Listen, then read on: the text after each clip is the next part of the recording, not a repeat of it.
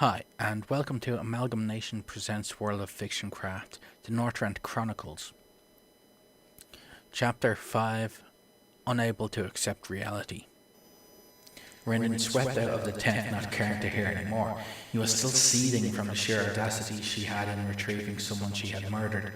He didn't care whether she remembered doing it or not. She still did it. She was still guilty of every other heinous crime she had committed in its service, or so he told himself. Her reputation as the hacker was certainly a gruesome one, and seeing her covered in blood, the blood of one of his own comrades, solidified the image of her being a murderous death knight. He stalked past onlookers and curious hangers-by. They were whispering and pointing. The scene of a death knight walking into the camp with a dead body certainly wasn't going to be kept quiet anytime soon. He set off to report to his field marshal. He would hear about it eventually, might as well get it over with. Slowing as he reached one of the officers' tents, he spared a glance to the church up the hill and grimaced. Taking a deep breath in a poor effort to calm down, he announced his arrival and was invited in. He pulled the flap open and walked inside. A death knight? I barely noticed how audible my own voice sounded. Alas, it was one of the worst days of my own life, seeing you go through that. My head was spinning from the intake of information, but thankfully the cots we sat on were keeping me from falling. Mort sat across from me, leaning on his knees, and I stared simply at nothing, unable to accept my fate. I killed a man. He was just there when I awoke. I didn't even.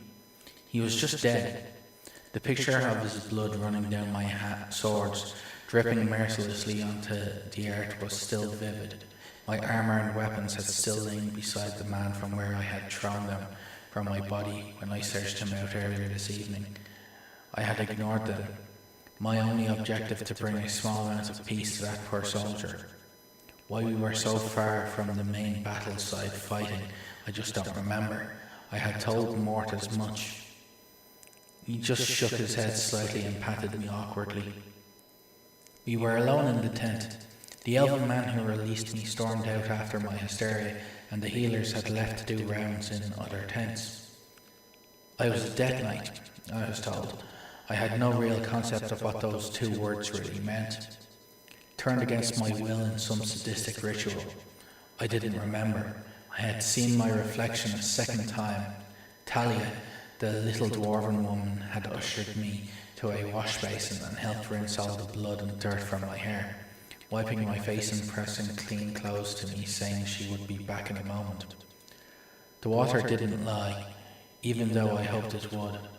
Asking Mort what my appearance used to be, he had said hair the colour of the earth and eyes as dark as his leather breeches. Now my hair was white, faded and dull. My eyes were pale and motionless, echoes of horrors past seen within, even if my own mind refused to divulge them to me. And I was a monster. I didn't notice my lack of breathing to begin with. I guess after 3 years my body became used to it. 3 years. And all this time, I've become this. I didn't even remember those years, making it all the more frustrating. Now, my dear. Enough of that. Talia had arrived back in with a bowl of something steaming and some bread balanced on a wooden cup. She set it down on the bedside and sat next to Mort. Her hair was bright orange with streaks of grey, and she had large green eyes. She swung her legs back and forth like a child in a swing. You're going to eat up, rest for the night, and we can discuss this all tomorrow. It's been a hard couple of days for all of us, and the last thing we need is more agitation and anger. Nice as it was, her tone left no pause for argument, but that didn't stop me. How can you possibly be so kind to me, knowing I'm responsible for that? I swept my arm in a way of gesture towards the closed-off cot a few beds down. Talia levelled her wise gaze on me. My resolve was already fragile and crumbled a little further at this. You were evidently not in your right mind. I have spoken with some former death knights, those who are just as confused as you, and have come to the conclusion that some of you were possessed into entering the Undead Legion. There does appear to be a high number who entered willingly." She paused with a grimace, but pressed on regardless. "But a small handful, like you, has returned following the battle 2 days ago, with memory loss." I was stunned, to say the least. I knew I hadn't entered willingly. Flashes of the ritual would occasionally spark in my mind's eye, the images now making sense with Morse's description of my ordeal, and I know that I didn't want to do it. To know that others had also been forced into the same endless horror as me, I had no words. She continued while fussing around beside me. "You are assured that you didn't enter willingly due to the testimony of your dear Baron here." She smiled at him. He gave a crooked grin in return, a small pang of familiarity igniting inside me. "It doesn't excuse what I did," I mumbled weakly, drawing my knees up. My despair was eating away at me.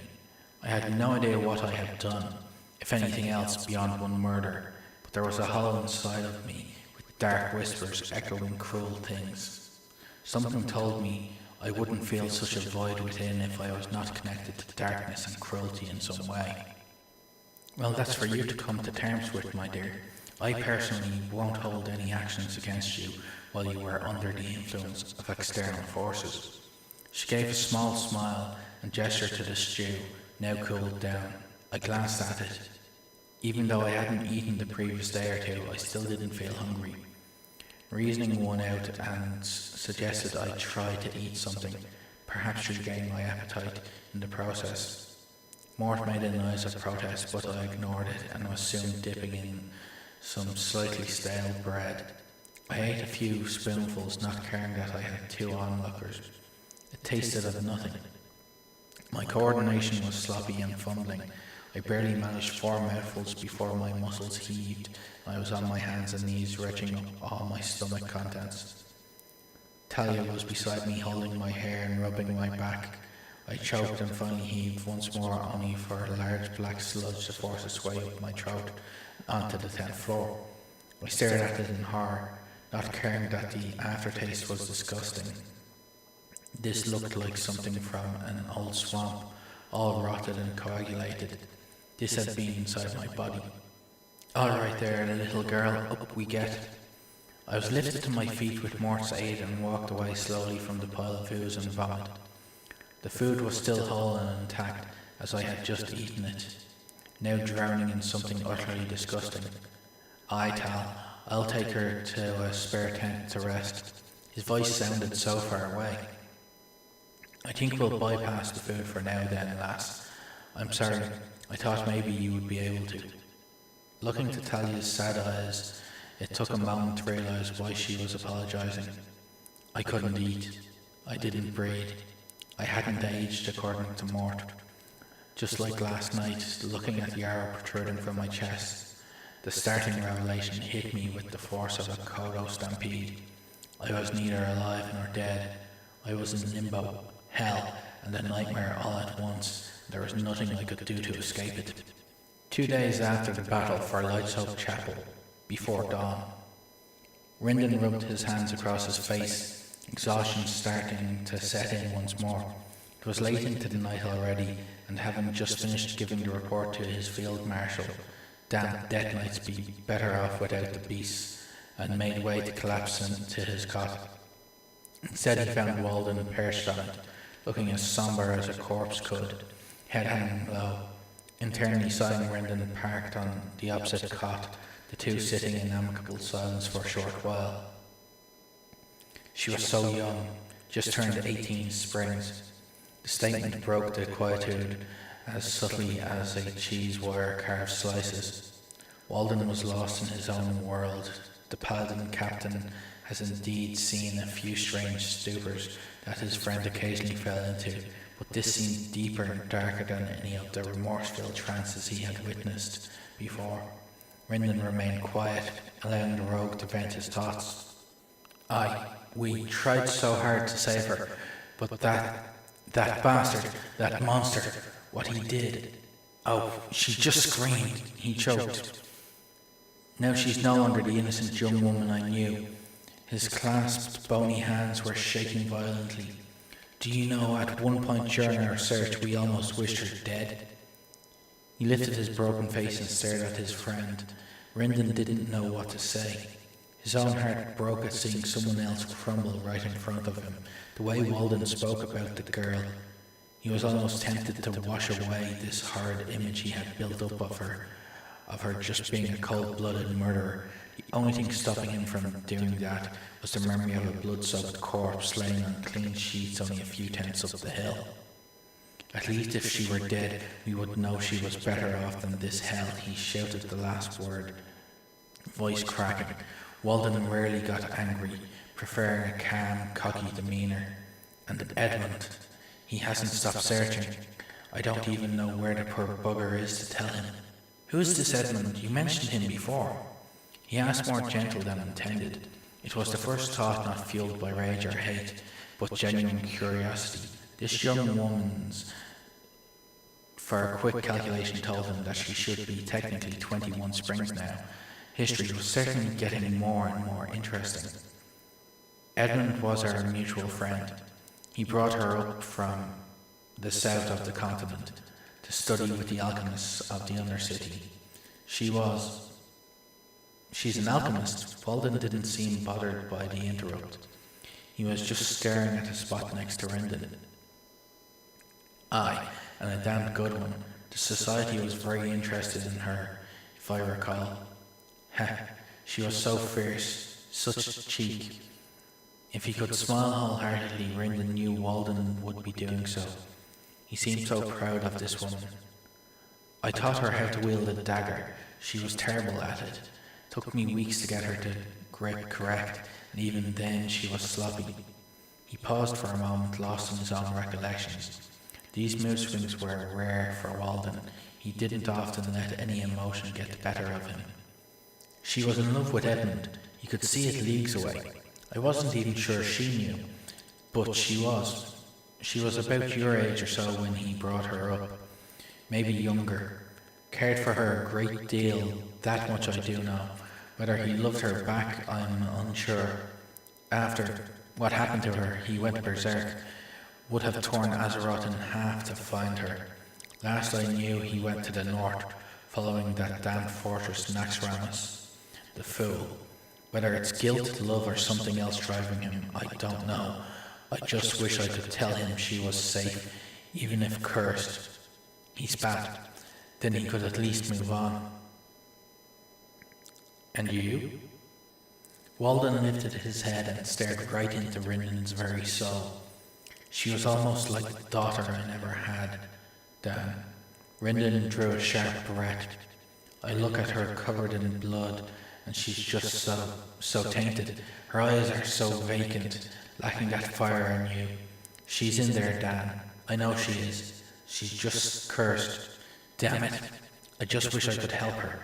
I feel so useless. Rendon couldn't fathom why his friend had never mentioned this girl before. He had known the dead Baron for a few years now. All this time he'd been suffering with this, searching his taut, grey face in the filtered moonlight through the tent flap. The captain made a decision to lighten his friend's grief. Word to the wise, though it's unofficial yet, the High Lord is going to go ahead with moving the bulk of the task force to Northrend for an official assault on Artus. He paused, thinking how much to say. Shrugging, he let out all he knew. A small contingent will stay here to secure the chapel, to reclaim the Plague Lands and restore the former Lordaeron as much as possible, before doing things that, with the Ebon Blade behind us now, as well as the forces from the Horde and the Alliance, then a successful assault may be plausible. Maybe with Artus off the throne. Field Marshal Heron had confided this in him an hour ago, grey with exhaustion and unsure about the direction the dawn was headed in. Rendon had his own doubts, but they had to place their trust in the High Lord, that he knew what he was doing. It was all they could do. You're saying I should go north? The hope in his voice was not lost on the paladin. Aye, I'm saying you should come north. Thank you for listening. I hope you're enjoying the Northrend Chronicles by Loremaster Loryn, and read aloud by me.